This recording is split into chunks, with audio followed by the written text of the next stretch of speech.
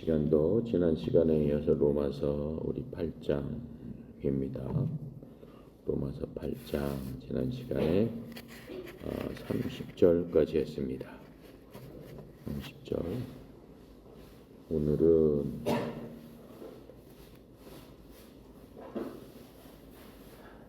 31절부터 우리 35절까지 함께 읽고 나눠보도록 하겠습니다. 31절입니다. 그런즉 이 일에 대하여 우리가 무슨 말하리요?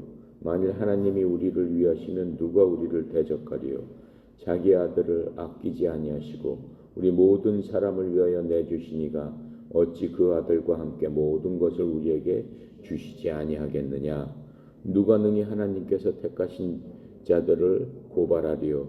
의롭다 하신 이는 하나님이시니 누가 정죄하리요? 죽으실 뿐만 아니라 다시 살아나신 이는 그리스도 예수시니 그는 하나님 우편에 계신 자요 우리를 위하여 간구하시는 자시니라. 거기까지 할게요. 34절까지. 자, 지난 시간에 우리가 구원 사슬에 대해서 우리가 예수 믿고 구원받는 그 과정에 대해서 한번 살펴봤습니다. 다시 한번 복습해 보면은 첫 번째, 하나님께서는 우리를 미리 아신다라고 하셨어요. 우리가 예수님을 믿을지 안 믿을지 미리 알고 계신다. 하나님의 말씀을 들었을 적에 또 전도를 받았을 적에 우리의 태도를 미리 아신다라고 했습니다. 그래서 저 사람은 그러한 전도, 하나님의 말씀을, 하나님을 받아들이는 사람이구나 하는 것을 아신 다음에 두 번째로 그 사람을 예정해 주신다라고 말씀하고 있습니다.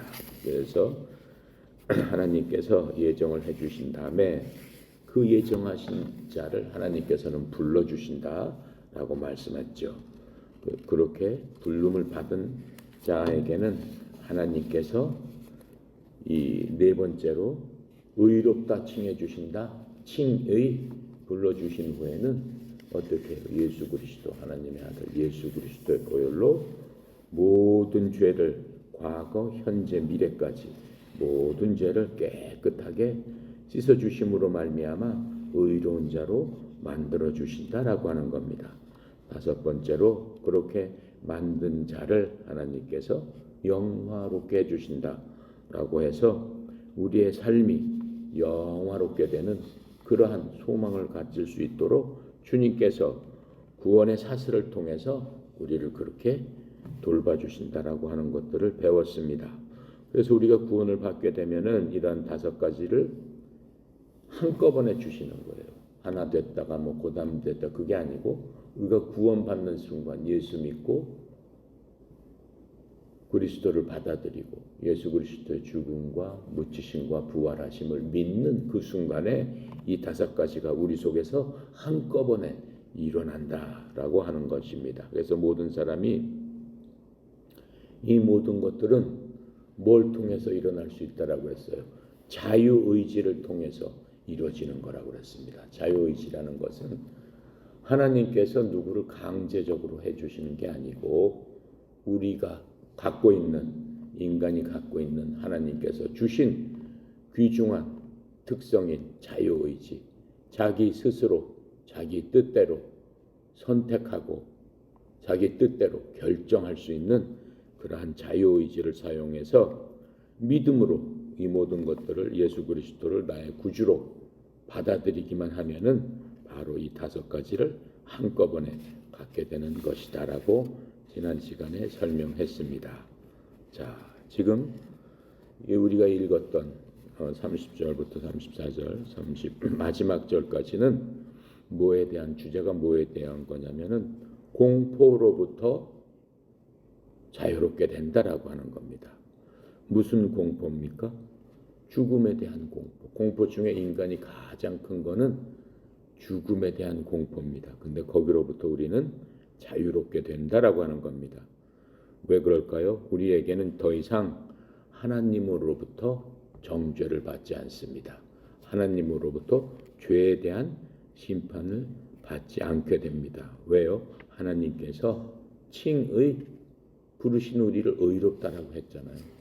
의로운 자들이라고 하나님께서 말씀하시고 우리를 그렇게 바라보시고 있기 때문에 우리는 심판받을래야 심판받을 게 아무것도 없습니다. 하나님께서 우리를 구원받는 순간에 예수 그리스도를 통해서 그리스도 안에 있는 자들에게 하나님의 의를 우리에게 입혀주셨어요. 나눠 주셨습니다. 그래서 율법이 우리를 정죄할 수 없습니다. 율법은 거울과 같다고 그랬죠. 거울에 비춰보면은 네가 무엇이 더럽고 무엇이 잘못됐구나 이런 것들을 알려주는 게 그 율법, 거울의 역할인데 우리를 아무리 비춰봐도 흠 잡을 데가 아무것도 없더라라고 하는 겁니다. 왜요? 그리스도 안에 있기 때문에 그렇습니다.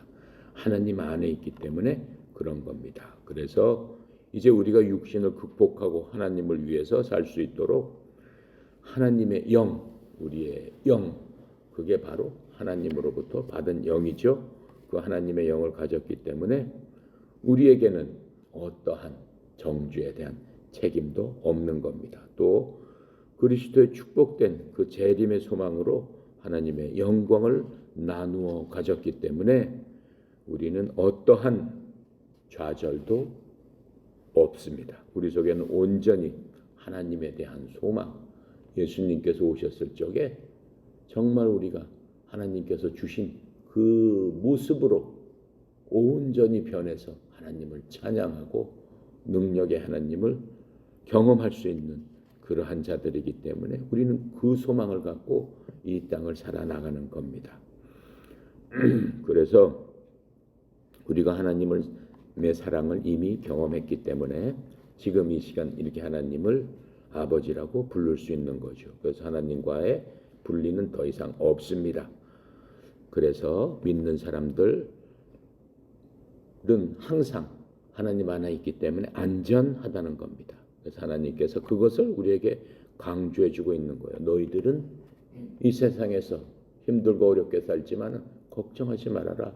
너희들은 내 속에 있기 때문에 안전하다. 이렇게 말씀을 해주고 있는 겁니다. 그래서 우리가 과거, 현재, 미래에 대해서 전혀 겁먹을 필요가 없습니다. 왜요? 우리는 하나님의 사랑 안에서 주께서 보호하고 있기 때문에 그렇습니다.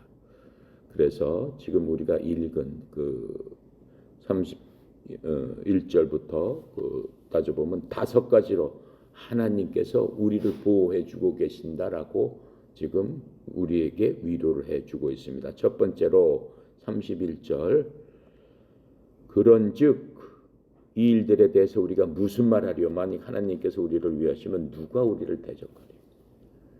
하나님 안에 우리가 있는데 또 하나님께서 우리가 하나님 안에 있을 뿐만 아니라 우리 일 하나하나를 간섭하고 계신다라고 하는 말씀입니다.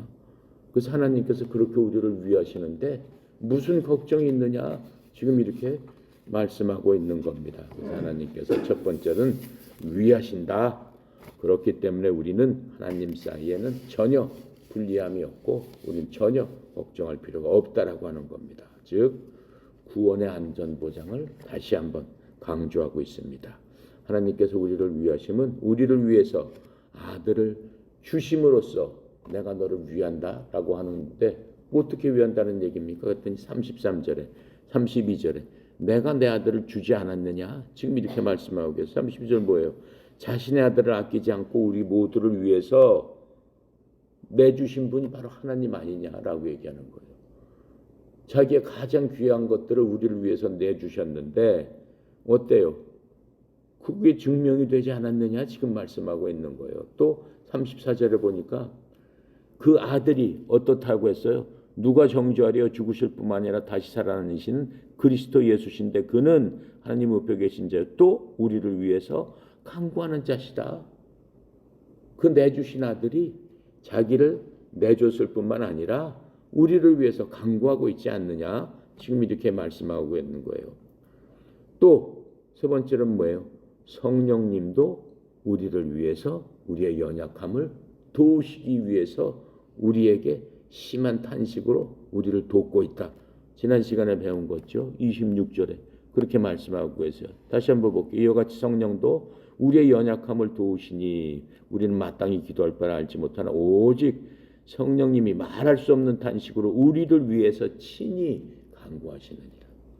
그렇게까지 하고 계신다라고 하는 거예요. 그래서 또 뭐예요? 우리 하나님은 우리를 위해서 직접 일을 하신다. 지난 시간에 배웠죠? 하나님 사랑하는 자, 그 목적대로 부르심을 입은 자들에게는 모든 것이 합력하여 선을 이루어 주신다. 하나님께서 하시는 일이다라고 하는 겁니다.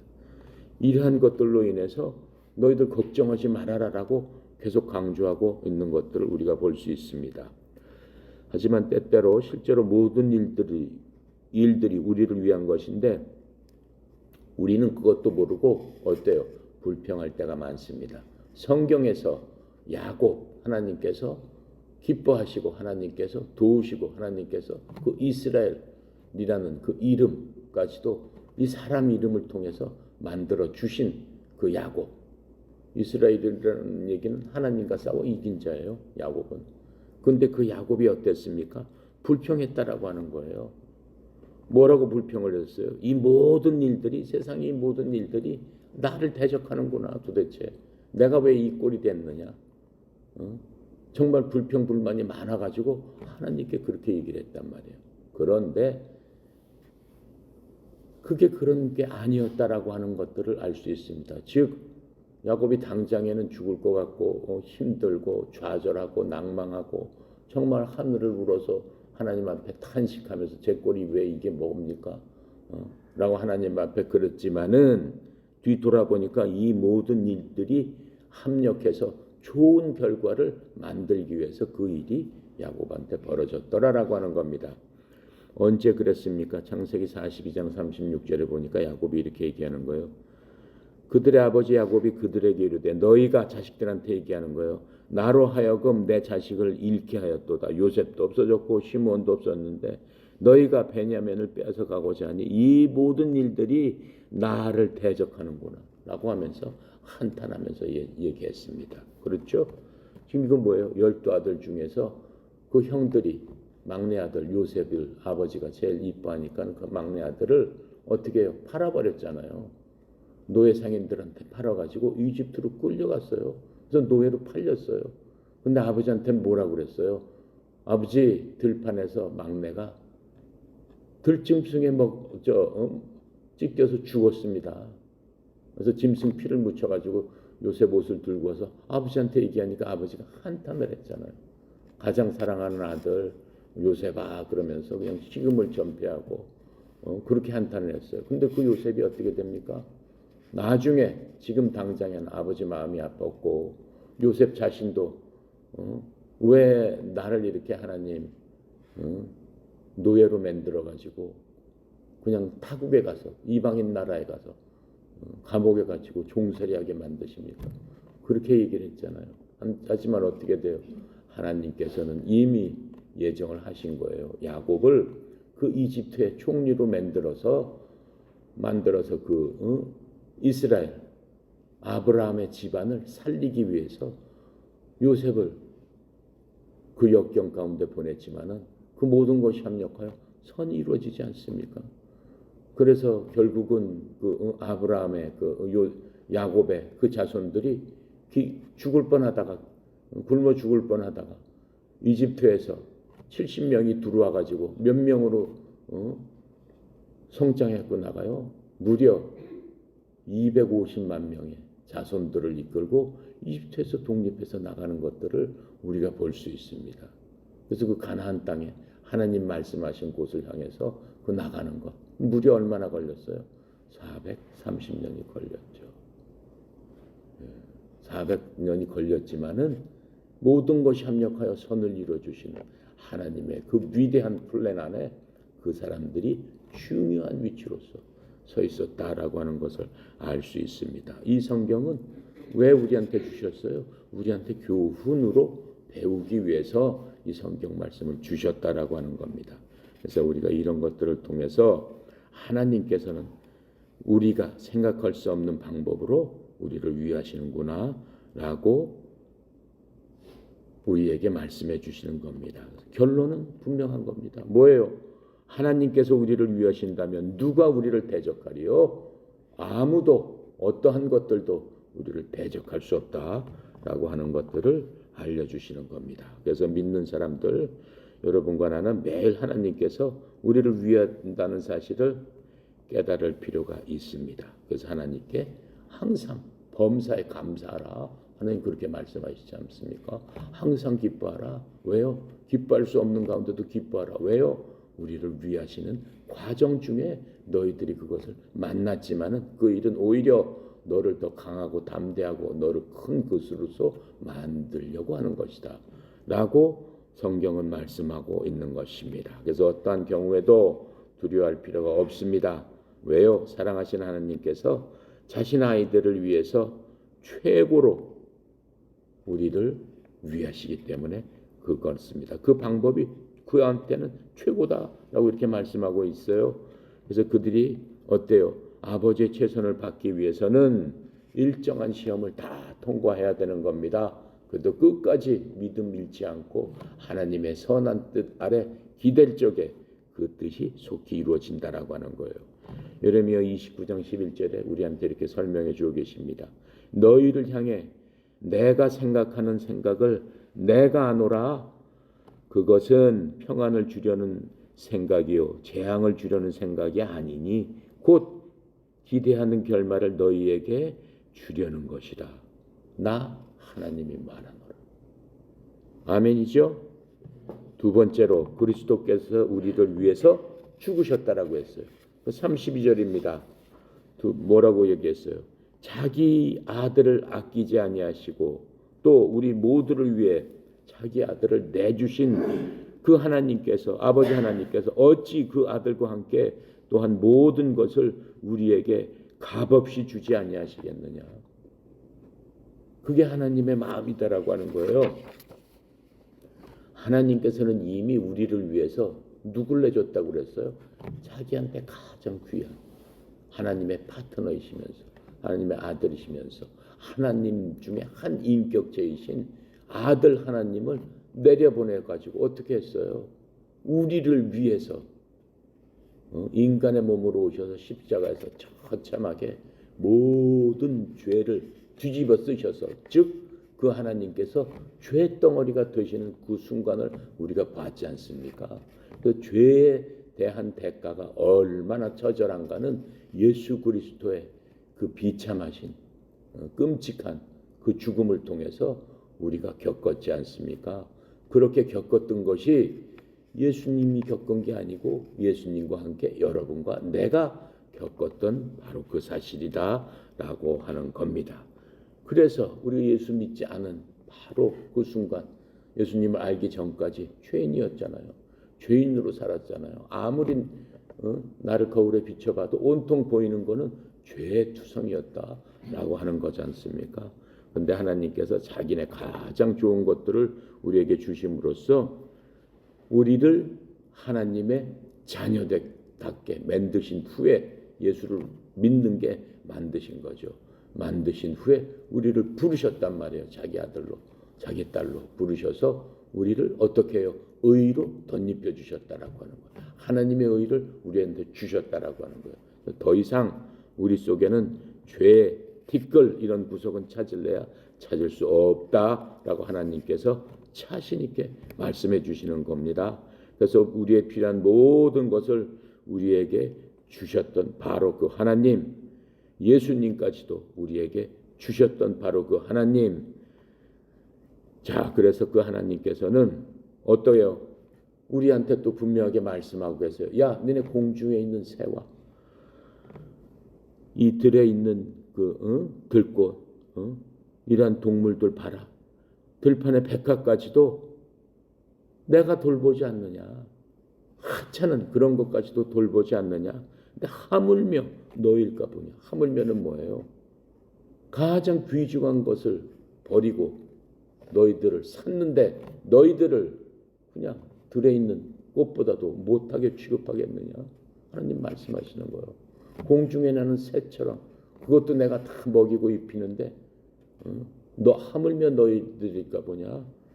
이렇게 말씀하고 계시는 겁니다. 자, 그래서 우리는 어때요? 하나님의 은혜로 살고 있다라고 얘기를 할 수가 있는 겁니다. 그래서 하나님의 백성들에게 커져 주시는 그 하나님의 모습을 우리가 지금 이 말씀을 통해서 볼 수 있습니다. 그뿐만 아니라 하나님께서는 우리를 어떻게 하셨다고 그랬어요? 의롭다, 의롭게 해주신다고 그랬죠. 그렇죠? 하나님께서 아시고 예정하시고 부르시고, 그렇죠? 이제 하나님께서는 의롭다 하신다. 33절입니다. 누가 하나님께서 선택한 자들을 무슨 일로 고소하겠느냐? 의롭다 하시는 분은 하나님이 아니시냐? 하나님께서 의롭다고 했는데 누가 고소하겠느냐? 누가 주의 나쁜 놈이다 라고 하겠느냐? 그럴 수 없다라고 하는 겁니다. 지금 이 말씀 하나님께서 우리를 그리스도 안에서 의롭다고 딱 탕탕탕하고 판결을 내리신 겁니다. 한번 판결을 내리셨으니까 그 하나님의 말씀은 천지가 없어질지언정 변함이 없어요. 우리가 의롭게 돼서 하나님 앞에 굳건하게 설 수 있는 것은 판결문을 이미 받았기 때문에 그런 겁니다. 그래서 사탄은 그래도 우리를 고소하려고 하죠. 하지만 그리스도 안에서 하나님 앞에 의롭게 서 있는 것을 볼 수 있습니다. 스가랴서 3장 1절부터 7절에 보면은 모세의 그 후계자 여호수아가 있죠. 신실한, 모세 이상으로 막 신실한 그러한 하나님의 후계자였습니다. 모세가 죽고 난 다음에 느보산에 가서 하나님께서 데리고 가신 다음에 그 여호수아가 그 민족을 이끌고 어떻게 해요? 모세를 대신해서 하나님의 위대한 일을 잘 감당하면서 믿음으로 나갔던 바로 그 여호수아를 어떻게 해요? 마귀가 계속 하나님 앞에 나가서 제 짐 보세요. 제가 이런 죄를 졌습니다. 이런 죄를 졌습니다. 라고 계속 하나님 앞에 저걸 내버려 두십니까? 하나님은 의로우신 분인데 저렇게 죄가 많고 흠결이 많은 자를 하나님 내버려 두시겠습니까? 라고 계속 하나님 앞에 어떻게 해요? 고소하는 거예요. 읊조리는 거예요. 그랬을 때 하나님께서 뭐라고 하세요? 스가랴 3장 1절부터 7절에 보니까는 여호수아는 주의 천사 앞에 서 있고 사탄은 그의 오른쪽 앞에 서서 여호수아를 대적하는 것을 하나님께서 내게 보이시니라. 스가랴가 광경으로 보니까 그 광경을 지금 목도하고 있는 겁니다. 주께서 하나님께서 사탄에게 이르시되 오 사탄아 주께서 내가 너를 책망하노라. 곧 예루살렘을 택하신 주께서 너를 책망하시기를 원하노라. 이것은 불 속에서 잡아챈 그을린 나무 조각이 아니냐 하시더라. 이제 여호수아는 더러운 옷을 입고 그 천사 앞에 서 있었는데 그분께서 즉 하나님께서 자기 앞에 서 있던 자들에게 응답하여 이르시되 그에게 더러운 옷을 벗기라. 여호수아의 더러운 옷을 벗기라 라고 하셨단 말입니다. 하시고 또 그에게 이르시되 보라 내가 내 불법을 내게서 떠나게 하였으니 이제 의복을 바꾸어 내게 입히리라. 하나님께서 여호수아에게 자기 자녀에게 이렇게 하셨단 말입니다. 즉 우리에게도 그렇게 하신다라고 지금 그 예로 말씀해 주고 있는 겁니다. 그러시면서 그들이 그의 머리 위에 아름다운 관을 씌우게 하소서 하며 이에 그들이 그의 머리 위에 아름다운 관을 씌우고 그에게 옷을 입히더라. 이렇게 말씀하고 있는 겁니다. 그러면서 주의 천사는 그의 곁에 서 있더라. 주의 천사가 여호수아에게 단언하여 이르되 만군의 주가 이같이 말하노라. 내가 만일 내 길들로 걸으며 내가 명한 것을 지키며 내가 또한 내 집을 재판할 것이요 또 내 때를 지킬 것이며 내가 또 내게 처소를 주어 곁에 서 있는 이자들을 가운데 걷게 하리라. 하나님께서 그렇게 축복을 해주셨다라고 하는 겁니다. 그게 바로 저희들입니다. 우리들입니다. 또 계시록 12장 10절에 이렇게 설명해 주고 계세요. 내가 들으니 하늘에서 큰 음성이 있어 이르되 이제 구원과 힘과 우리 하나님의 왕국과 그분의 그리스도의 권능이 임하였도다. 우리 형제들을 고소하는 자 곧 우리 하나님 앞에서 밤낮으로 그들을 고소하는 자가 쫓겨났도다. 마귀는 우리를 밤낮으로 끊임없이 고소하고 있어요. 하나님 앞에 계속 고자질하고 있어요. 제가 또 이 잘못을 했대요. 제가 또 이런 나쁜 생각을 갖고 있대요. 계속하고 있지만 하나님께서 어떻게 해요? 한번 우리를 값주고 사셨기 때문에 우리에게 계속적으로 어떻게 하신다고 그랬어요? 더러운 옷을 벗기고 흰 옷을 입혀주신다 라고 지금 말씀하고 있는 겁니다. 그래서 우리는 그리스도 안에서 예정되었고 선택되었고 받아들여진 자입니다. 뭘 통해서? 우리의 자유의지를 통해서 우리가 하나님 그리스도를 믿기만 하면 그렇게 받아들여 주신다라고 하는 겁니다. 그래서 하나님께서 우리를 의롭게 하셨기 때문에 우리는 결코 사탄이가 아무리 고소한다라고 해도 정죄를 받지 않습니다. 하나님께서 우리를 정죄하신다는 의미는 하나님의 구원이 실패됐다는 거죠. 만약 마귀가 그렇게 하는데 하나님께서 그걸 받아들인다면 어때요? 우리의 믿음이 헛것이다 라고 얘기하는 거예요. 예수 그리스도의 그 십자가의 능력이 헛것이 되어버렸다라고 하는 거예요. 그러니까 결코 그런 일은 발생할 수 없는 겁니다. 의롭게 됐다는 것을 이해하는 것은 항상 어떠한 일 가운데서도 우리 마음속에 하나님과 화평이 이루어지면은 내가 의로운 자가 됐구나 라고 한다고 여러분들이 스스로 생각을 하면 되는 겁니다. 그래서 우리는 스스로 내 속에서 정죄할 수 있어요. 내가 오늘 또 이런 잘못을 했구나. 다른 사람도 우리를 누구 잘못한 거야? 라고 정죄할 수도 있습니다. 하지만 하나님께서는 결코 우리를 어때요? 재판장에 세워가지고 정죄하지는 않으신다라고 지금 말씀해주고 있어요. 그래서 예수님께서 이미 죄값을 지불하셨기 때문에 우린 이미 예수 그리스도 안에 있기 때문에 어떠한 경우도 안전한 지대에 있는 겁니다. 자, 네 번째로 그리스도께서 우리를 위해서 중보해 주고 계신다라고 했어요. 그게 34절의 말씀입니다. 누가 정죄하리요? 죽으신 분은 그리스도시니 참으로 다시 일어나신 분도 그리스도 아니냐? 예수 그리스도께서는 바로 하나님의 오른편에 계시며 또한 우리를 위하여 중보하시느니라. 지금 예수님이 계시는 곳을 우리에게 알려주고 있는 거예요. 예수님께서는 부활하셔서 어디로 가셨다고 그랬어요? 하나님 아버지 함께 아버지 옆에. 예수님도 하나님이시니까 예수님께서는 그 아버지 인격체 그 옆에 아들 인격체로서 계시면서 앉아 계시면서 우리를 위해서 이 땅에서 사역했던 이 인간들을 위해서 중보하고 계십니다. 수억 명 수십억 명의 그 사람들이 그 그리스도를 믿었지만은 한 사람 한 사람을 안다고 하셨어요. 한 사람 한 사람의 이름까지도 안다고 하셨어요. 이름 아시는 건 간단해요. 왜요? 모든 은하계의 별들을 만드시고 은하계는 셀 수 없어요. 너무나 많아서.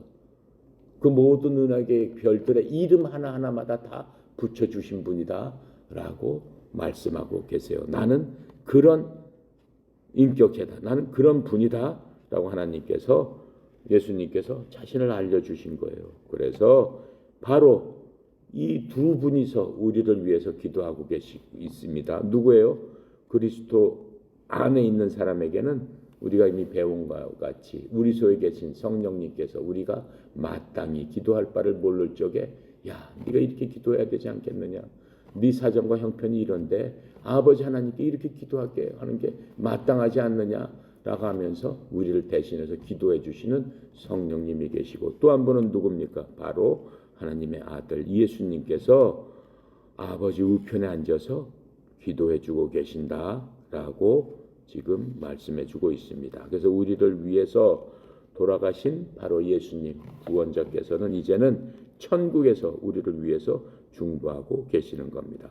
그분은 대제사장으로서 올라가셨다고 그랬어요. 천국에 있는 대제사장으로서 그 예수님께서 올라가셔서 우리가 이 땅에서도 유혹을 극복하고 또한 우리를 대적하는 그런 악한 그런 적들을 물리치기 위해서 필요한 은혜를 우리에게 주실 수 있는 분이시다라고 말씀하고 있는 겁니다.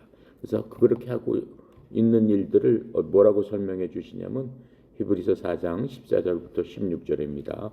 그런즉 우리에게 위대하신 대사장 곧 하늘들로 들어가신 하나님의 아들 예수님이 계신 줄을 우리가 알므로 우리가 우리의 신앙 고백을 굳게 붙들자.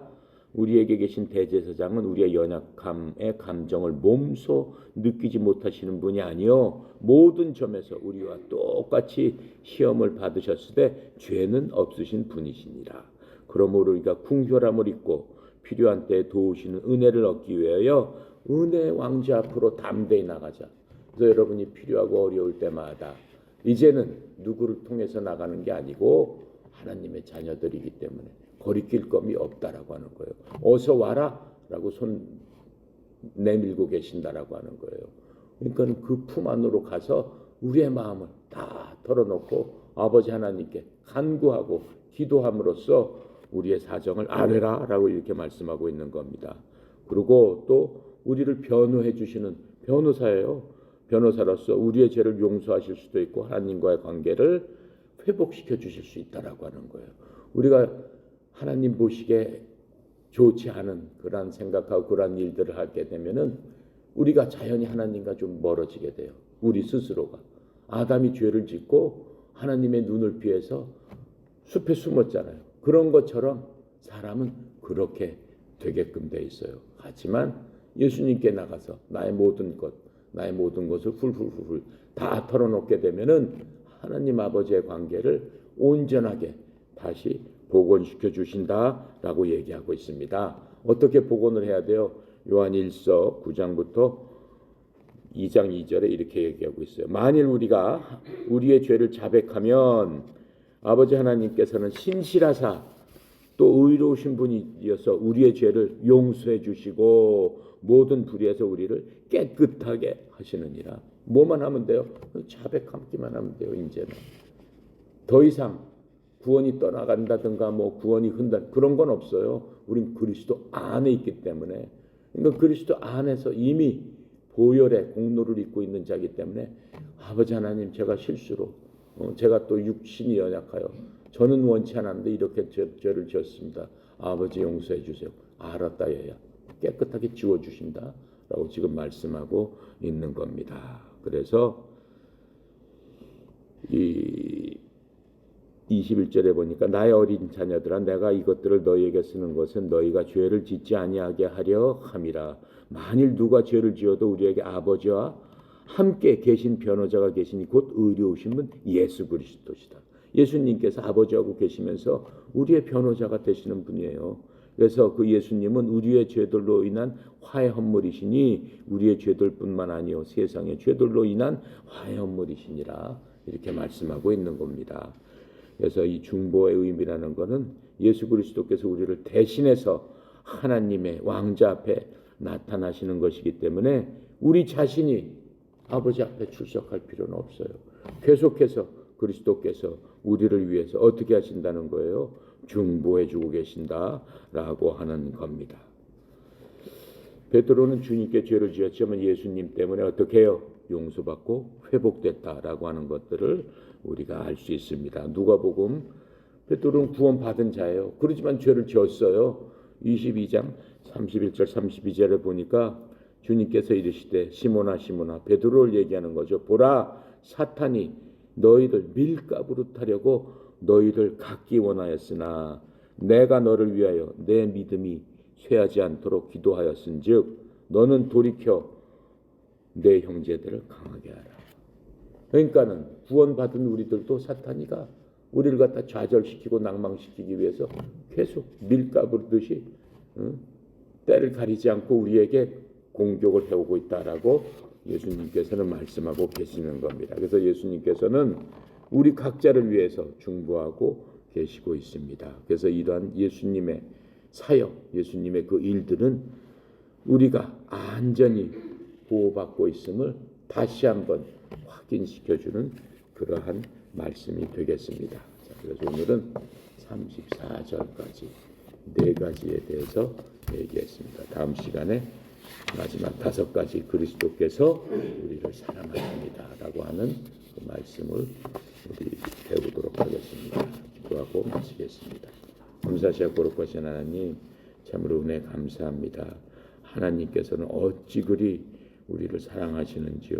우리가 무엇이간데 하나님께서 모든 것들을 다 동원해서 우리를 지극히 사랑하심으로 말미암아 우리 주 예수 그리스도까지도 값없이 우리에게 내주신 그 사랑 가운데 우리가 들어가 있음을 온전히 깨달아 알고 하나님의 그 사랑을 받은 우리도 하나님의 사랑을 10,000분의 1이라도 주를 사랑할 줄 아는 그러한 마음, 그러한 행동, 그러한 자들 다 되도록 주여 축복하여 주시옵소서. 특별히 협회에 속해 있는 하나님의 자녀들 주여 어떠한 사정과 형편에 있더라도 하나님께서 주시는 화평으로 말미암아 구원의 확신과 하나님의 그리스도 안에서 온전히 보호받고 있음을 믿음으로 확증하게 하여 주시옵소서. 아버지 하나님, 우리의 현실에 속해 있는 여러 가지 어려운 많은 일들도 주님께서 속히 해방시켜 주셔서 온전한 평강을 누릴 수 있도록 도와주시옵소서. 특별히 정령 이사장님, 주께서 함께 하심으로 말미암아 이 협회가 온전히 하나님만을 사랑하는 그러한 협회 되도록 주의 종에게 힘과 능력도 허락하여 주시옵소서. 오늘도 모든 것 주께 의탁드립니다. 감사드리며 우리 주 예수 그리스도 이름으로 기도드렸습니다. 아멘.